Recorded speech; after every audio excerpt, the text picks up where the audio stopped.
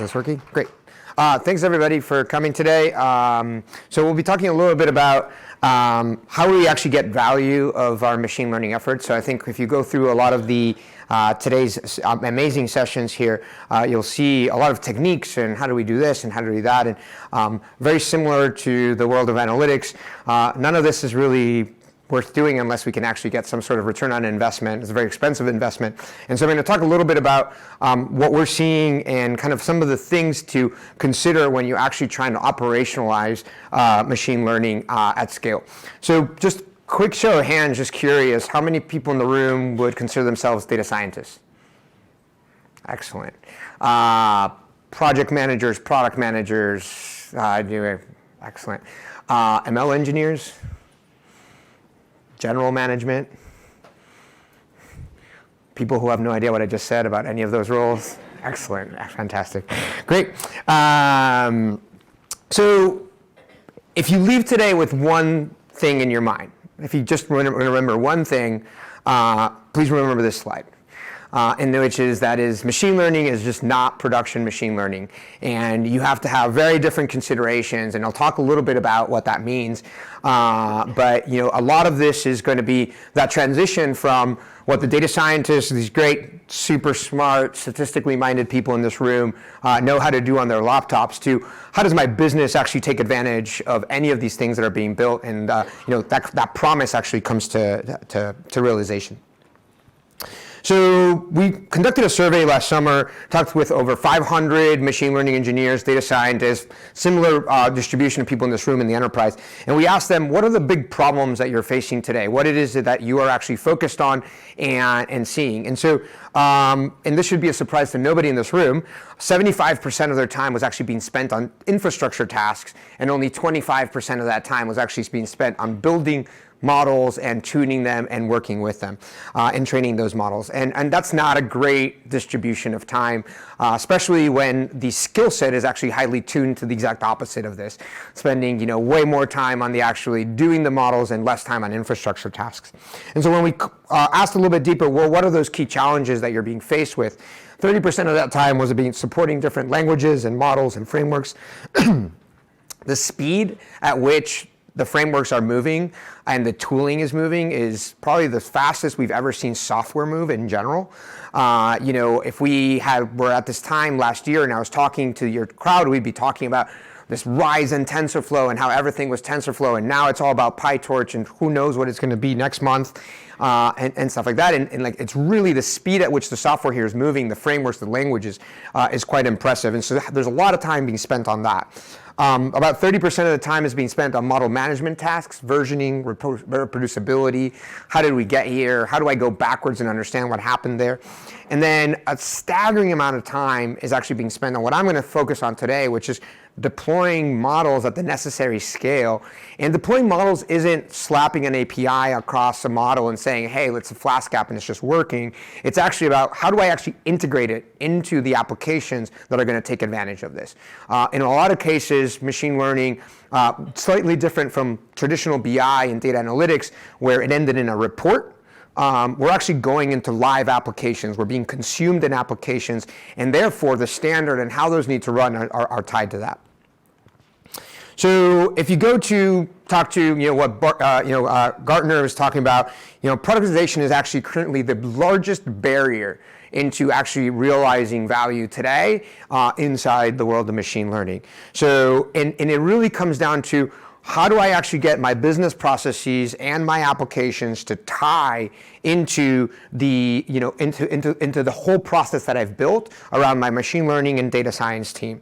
And then you go into kind of other categories, always fun ones like management resistance and internal politics, everybody's favorite battle, lack of DevOps and managerial skills around that, and kind of we can go down into a whole bunch of not understanding the tooling, not defined tooling, no architecture. And so I'm going to talk a little bit today about these things and kind of how you can start getting into a mindset of, if you want to get ROI out of your investments, and I hope that's 100% of the people here want to actually do that, some of the things to consider when you're actually building out the architecture internally, and to think about when you're building out your machine learning teams and your data science efforts. So Looking at kind of Forbes survey, the demand for AI continues to grow. There's not a single Fortune 500 company that in an analyst call did not go live saying, yeah, we're going to apply AI to our business, and this is how we're going to actually survive the next X years and be a great business. And you dig a little bit deeper into what that layer means, and there's really not much substance there other than the fact that we're going to AI things. And so starting to think about, okay, well, what does that actually mean? How are we going to actually apply predictive analytics to our business, and how we're going to actually get the effect and the ROI is extremely important. So we talk about what's the percentage level of adoption. So 15% consider themselves sophisticated. You dig a little bit deeper into what sophisticated mean, and it's usually like we've deployed 3 models in production. So anybody here who's not, feeling bad about having gotten 1 model in production and thinking they're not sophisticated, you're actually in the top percent. You actually got into production, so congratulations. You definitely deserve a pat on the back. So the vast majority, about 49%, is really in the just exploring phase, trying to understand, hey, how do we actually apply advanced analytics and predictive analytics to our business? And then the early adopters, which is really where we see a lot of the category of like, hey, we can start applying these things, and we're trying to learn how we're going to actually industrialize this to a certain degree. Where are the teams built? So about 89% of it is building internal teams. This is specifically skewed as well in the building internal data science teams. This is actually a trend that I saw a lot while, I spent a lot of time, almost a decade, doing business intelligence and data analytics, and being close to the business, so obviously you need to have the statistical background, but being close to the business, understanding the use cases, how the business will apply these analytics actually becomes extremely important for you to actually get success. And so it's not surprising to see that data science teams are being built inside organizations, and they're actually being applied so that they can understand the business and the use cases. And in some cases, 11% of those consultants. It's interesting because if you dig a little bit deeper into that 11% of the consultants, where they usually come in is at the stage that I'm talking about, which is how do I actually get this into production? How do I actually go build the architecture? What are the flows and processes around that? And then out of all this investment, right, we get to the scariest number here, right, where it's like we've spent millions, hundreds of millions of dollars on big data, and we're going to store every single piece of signal and piece of transactional data we can possibly imagine. We are going to build the data warehouses that are going to give us these magical insights into our business. We're going to go hire really expensive data scientists, which absolutely deserve those high salaries, by the way. I'm going to say that, but extremely expensive people. We're going to bring them in. We're going to say, we're going to get through the barriers of like, here's actual access to data so you can actually do your work. And then 10% of this gets deployed. And this is where the scary number gets in, because that entire value chain, until you're actually deployed, is worthless, right? So if you think about the amount of money and organizational effort that's being spent into getting all the way to that point, to getting a 10% deployed, this is where the scary number really comes in. And so why is this really important to start thinking about how do you operationalize things? And so taking a little bit of a step back, and we start talking about DevOps and how do applications get in production? How does code get in production? And we actually have a pretty well-defined process for this. We spent the last 30 years building applications. So there's an application team, and they understand this really well. We build our application, we test it, we deploy it, and then we monitor that it doesn't go down. And that pattern should be easily followable, again, in the world of machine learning. Now, the top one we're dealing with is deterministic code. So I got it once, there's rules, it works, and it usually doesn't change on me. What happens in the world of machine learning is that without absolutely anything changing, everything can change, right? The data skews in one way, the system, so you're dealing with probabilistic code. And so what actually happens there, and because of it, is that this cycle where in a traditional DevOps, you might go from build, deploy, monitor, and maybe you do this once a quarter, maybe you do this a couple times a week if you're like an online application. In the ML world, that cycle of train, deploy, manage, might be happening every minute, right? And so we have to not only work a pipeline and a traditional pipeline of code, but we actually have to start understanding that the speed at which this works is a lot faster. And so we have to have the processes as well as the tooling for it. another way of looking at it, the data science and machine learning world is the fastest moving software team in the history of software builders. That's a good way of thinking about it, right? So at the speed at which they operate, because they need to fail so many times, that the speed of iteration just has to be very, very high. And therefore, the processes that you put in place for building have to be that much stronger. So there's a fantastic paper. If you haven't read this paper, I highly recommend it. But essentially, which is the hidden technical debt in machine learning systems. It was published by Google a while back. This is actually based on how they built TFX, which is their internal tooling, serving, management, production system for ML. But the most important thing that I think that comes out of it is like, that's about this in comparison to those who like charts about the size of the problem of actually ML code. Yet all our efforts today around operationalizing are being like, how do I actually make the code better or tune the parameters? Yet really the big hairy issues of actually getting everything into production are around all these other systems that you actually have to connect with that ML code so that it works. So the ML teams, especially in an organization, we talked about what sophisticated mean, 1, 2 different models. So today, fairly straightforward, you know, like I can go in, I can build a Flask app, I can put it in a container, I can deploy it in an API. I can do this once, I can do this twice. Maybe I have one network, maybe I have two. Maybe I'm doing EC2, maybe I have dedicated hardware or VM. I can manage my DevOps because I read how to do this online and it's fairly easy to do. What happens actually when you start moving into a world where you have 10,000 models in production? And to give you a little bit of an example, so we run Algorithmia.com. So it's a model operations platform, a SaaS. We have a SaaS product as well as a non-SaaS product. But on that, we have 100,000 data scientists working on that platform. We have over 10,000 models in production on any given day. If you took all the versions, we're probably closer to 100,000 models that can be deployed up and down completely automatically on any given time. There's no way you can do that manually. Like there's just, we don't have that many people, you don't have that many people, nobody has that many people. So you have to start thinking automation and processes and how you're gonna actually allow for these things to be operationalized automatically. So again, I talk about what the iteration speed looks like, right? And you actually have to start decoupling it from app dev. Because the worst thing that can happen, this is like a nightmare for any data scientist, is, hey, the next time we're actually doing integration testing for the model is 6 months from now because we need 17 sprints before we get there. So that's the next time you can update your model. And like, well, that data is super stale, everything's irrelevant, like why am I even working on that?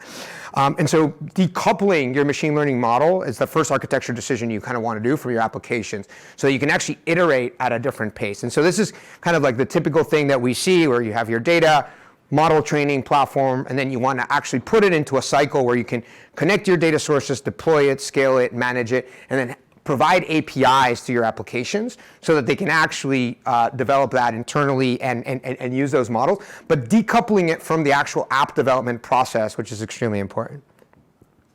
So let's get tactical a little bit and talk about what does it really mean to get to actual ROI so I can actually see the advantages that I'm getting.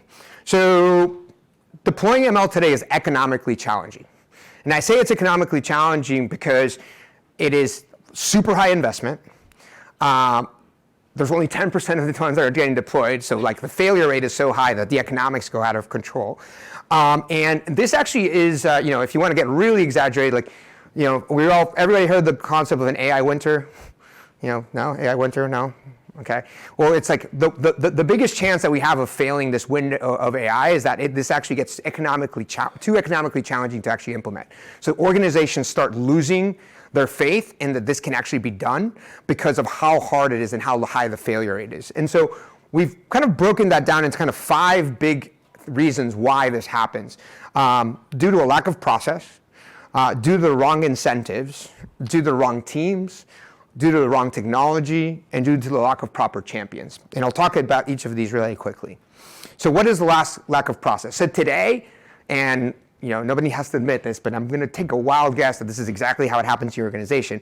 It's actually really easy to get a POC funded inside your organization. Hey, we think we can go experiment, and we think we can get churn down. We think we can get the sales up. I just need 2 data scientists, a little bit of data, maybe a DevOps engineer. We're going to get something running, and it's going to work on our laptop.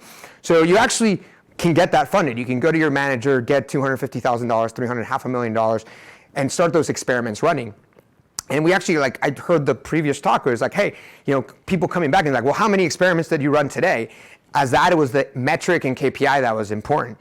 But once the results are shown, what? Like, so few people are actually thinking what's going to happen after I get that POC up and running, and where I'm going to actually realize that value. So who funds production? Who needs to be involved? How does production work at my enterprise becomes extremely important. And so what's the answer before even starting any of these efforts is, how am I going to actually go from POC to production? And the solution here is to plan and fund deployment up front. Right? Don't go into experiments without understanding where this is going to end up. Set clear deployment criteria. How am I actually going to work inside my organization? Where the application is going to land? Who's going to support that application? Where it's going to live? And this is a really, really key one. I'm going to ask real quick, how many of you data scientists in the room actively work with your IT and DevOps teams up front? Good. That's good to see. That's not what I'm seeing in the industry, like, at all, right? And what happens here is you've built this entire thing. You think you're going to actually get this model into production, and suddenly they're like, you can't use that data source, you can't use that authentication methodology, you need to put back up on this thing. And so, like, your entire world and last 6 months of work just fell apart. And so bringing those IT and DevOps stakeholders up front into the conversation, having that plan together, working together to actually get that in, it becomes extremely important. And then build for repeatability in that process. So having that process building for repeatability, just assume that the number of models you're going to have in production tomorrow is going to be larger than the number of models that you have in production today. It's a pretty good assumption. And so work within those paradigms. So wrong incentives, and this is a really key one. This is actually, anybody who worked in analytics should know this pretty well, which is in a lot of cases, ML efforts today are part of innovation mandates, right? And so it's actually be out there, go find something that we don't find. There's the tangibility is really not there. And so setting goals to learn, innovate, and experiment instead of setting the goals of deploy, affect company metrics, and align with business. Right, which is really where you're going to get the ROI on your ML and data science investments. And then focusing on demoware versus things that can be integratable and usable. And we've all been guilty of this. I definitely have. And so one of the things is, what is the minimal justifiable improvement that you can make to your business metrics using machine learning and data science? That's the question that you should actually be. So we all talk about minimal viable product, minimal viable process. There's a whole lean methodologies for getting things. There's a comparative thing here inside the world of machine learning, which is the minimal justifiable improvement. And so there's actually a minimal justifiable improvement tree by Yang Xiao. He's a consultant up in Toronto. I really like it. I highly recommend looking into it. I'll go very quickly through it, which is, what's the objective? Is it the right problem? What are the constraints? What is good enough? Is saving $2 million within 6 months good enough? Then defining the why, the how, and the what of the business process, the technology, the organization, and the finance. Because this is how you're going to actually go get ROI on your efforts, because you're actually going to be aligned with what the business is doing versus just demoware. So that's wrong teams. So asking data scientists with lack of engineering experience to build infrastructure. We've all been there. Teams lack DevOps experience, no partnering with the right skills to set inside the organization. So what you must be able to answer, does my team have the right skill set to make my solution deployable in the organization before I'm even starting, right? They're thinking about that. And so one of the solutions is create hybrid teams of engineering, data scientists, and DevOps engineers. Stop chasing unicorns, the data scientists with DevOps and engineering experience. They exist, they're unicorns. Right? And you're not, and they're really, really hard to maintain. So stop chasing those, start training multidisciplinary teams. And then start working and investing in software and platforms that enhance data science and ML teams, make their life a lot easier. Lack of proper champions. So like with any deployment of new technology, lack of champions can be a death kiss. ML projects without executive sponsorship rarely see the light of day. And I particularly like this quote, which is, like any introduction of new ideas, tools, or processes, it's going to create a level of uncertainty due to skepticism, unfamiliarity, or misunderstanding. Fear of failure gets into the way of important and rational decisions. And so unless you have actual executive champions who are going to actually help you get through those barriers, this is what a big important part of how you're going to be operationalizing your ML efforts. So how do I get buy-in from stakeholders? Again, go back to that aligning values and interests. Involve stakeholders up and down the command chain as early as possible so they understand what they're going to be getting, what we're optimizing, what we're working on. And collaborate to achieve goals versus dictate what those goals are. A lot of this is like, corporate 101, but the truth is that it's really important to be able to operationalize your ML. And so then wrong technology. So lack of defined technology stacks or best practices, not building for repeatability. One-offs are terrible ideas they're great ideas if you're in demoware. They're terrible ideas if you're thinking about production. So repeatability, measurability, auditability are important. Proprietary lock-in to tooling, not thinking about access to data, and differences between prod and dev. And so what you need to be able to answer are, what is the best ML architecture for my organization? Designed to execute at scale, repeatably and efficiently, something I call tightly integrated but lessly coupled, being able to pop in and out components at will, just like you do in your normal software development process. Replace and upgrade your components as technologies, data sources, and needs evolve. And anticipate that you're going to have to allow a variety of tools and technologies to be used concurrently at every step of the life cycle. So really quickly, let's get technical a little bit, and I'll talk a little bit what that looks like. So building a high-level ML architecture, we've seen this repeatable pattern. I think it's really good, which is detaching your data management systems from your training platforms and frameworks and your deployment, serving, and management. So that what you can actually do is you can have multiple different ETL systems, multiple different pipelines, having multiple different training platforms and frameworks. This is going to, I look at training platforms the same way I look at a developer's IDE. Like, good luck telling them what to use. Like, they're going to use whatever they want, and that's probably okay. And so being able to actually have multiple training platforms, go in and pull data from your data management systems, have those loosely coupled, having all of those being able to have a process to deploy, serve, and manage those models at scale, and then have those applications being able to consume them. And so all of these have to be tightly integrated, so API driven, but loosely coupled. I should be able to pop in and out any of these components whenever I want. Think that your production and training are very different. Trainings are long compute cycles, fixed loads, stateful, single user. Production is short bursts of compute, elastic, stateless, many users. So just architecturally, these two systems have to be quite different. You're going to have heterogeneous tooling, so dozens of languages and frameworks, hardware combinations, CPUs, GPUs, ASICs, FPGAs, depending on what you're doing. New frameworks emerge every year. Build for that. Understand that just should be part of your design process. And frameworks and languages are going to be evolving constantly, so requiring that kind of ongoing maintenance and testing. So just because you support a language today, just because you support a framework today, doesn't mean you're going to be able to support it tomorrow. So thinking kind of future-proofing, okay, how am I going to actually do this in the future becomes really important. Composability, models don't live in isolation. They get put into, there's not such thing as just a model. There's pre-processing functions, there's post-processing functions, there's classifiers that go into other classifiers. Building those pipelines and understanding that that is the actual default state of machine learning models is living in a pipeline and building for that. Diversity complicates auditability and governance. So you actually have to be able to track versions of models, every version that's in production, every version that's trained. If you work in a regulated industry, who called what, when, with what data, at what time, and why are going to become extremely important things that you have to be able, your production system has to be able to answer. Around security, kind of compliance and concerns around that. If you don't do reusability, if you don't build for reuse, you're going to slow growth.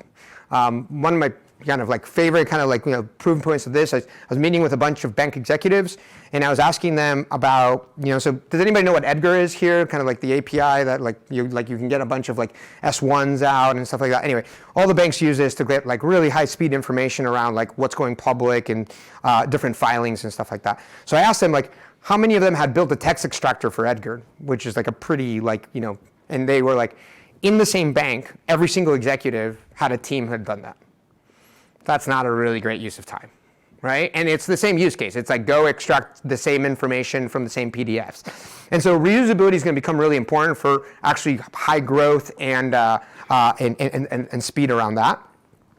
Being able to measure model performance, obviously, success performance metrics, and then high-level considerations for operationalizing your machine learning in enterprise, infrastructure agnostic deployment, collaboration and pipelining, performance SLAs. This goes back about thinking where this is going to land before you build the demo. What's the SLA?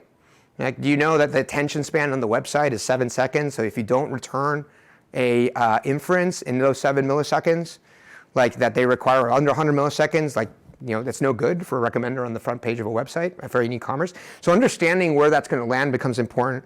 Regulatory compliance, governance, being able to do accounting and chargebacks, security authentication become really things to start thinking about. And just navigate common pitfalls around this. Don't reinvent the wheel. Outcomes, not processes. Think always around outcomes. Don't try to be perfect. Just know that you're going to have to iterate multiple times on this. Say no to lock-in. Tools aren't solutions. And then audit your processes, your models, and everything that you're doing honestly and revise constantly around that. So if you remember one thing before you leave today, machine learning is not production machine learning. There's considerations that have nothing to do with what parameters you're picking for your model and to have into consideration. If you want some more information about what we do in particular, we have some white papers that talk about the 7 challenges of ML for DevOps, and I talk a little bit more in depth around this, and we have some demos. And if you want to do some continued reading, I highly recommend these sources because this is kind of where I put the deck together. So with that said, I am done, and I'll open it up for questions.